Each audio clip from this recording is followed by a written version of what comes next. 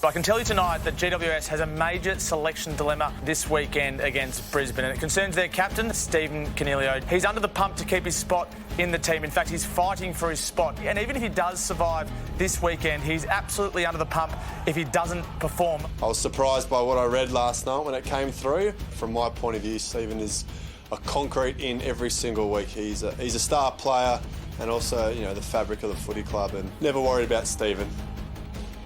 There you go. And Tom Morris then apologised, Caroline, and said that he probably went a bit too far. We got to Tom's tweet, and here it is. It says, "I acknowledge I went too hard with the Coniglio story and have apologised to Steve.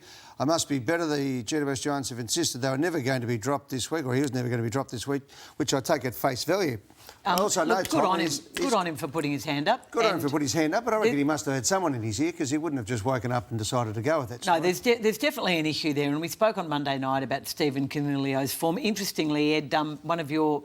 Not your, but he's one of the Amazon documentary players, isn't he? He is, yes, very much so. Yeah. Another... Well, do you think that could be a potential distraction for him? Or that's something we go to when people are out of form. We look for it's not peripheral issues or anyone or Eddie Betts at the moment. So, no, there's... look, it's one Rory Sloane's probably not having a great time, but then he's injured. He's injured. What do you think? I think on Steve, there's no doubt people can go, oh, he's averaging 22 possessions, but he's not hurting with his possession. I think his skills by foot aren't that great at the moment. He's come off a pretty bad injury. Yes, that's right. I mean, people forget that he's come off an injury that most people would retire from. Yeah. But Tom Morris had to get it from somewhere. Yeah. I don't care what anyone says, but he's backed down pretty quick, hasn't he? Yep. But the support wrapped around the captain was significant.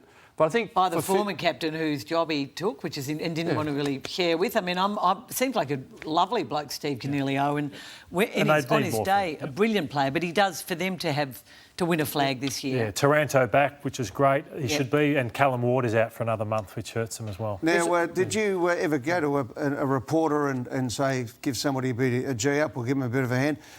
Alf Brown, the doyen of Australian football writers, used to have a very close relationship with Norm Smith and people like that. He used to have a very strong exchange. Graham Richmond. And I think the likes, all of that landscape, it occurred. I think there was key journalists and strong relationships with clubs and coaches, but the media landscape is so broad and so wide now. Those relationships are rarer. So personally, I never did it. It was like catch and kill your own, and I was more at the extreme end of protecting my players. And one of the few times in my last year or two at the Dockers where I did mention a player publicly, and even to the point, why is he in the waffle? He's working on ABC.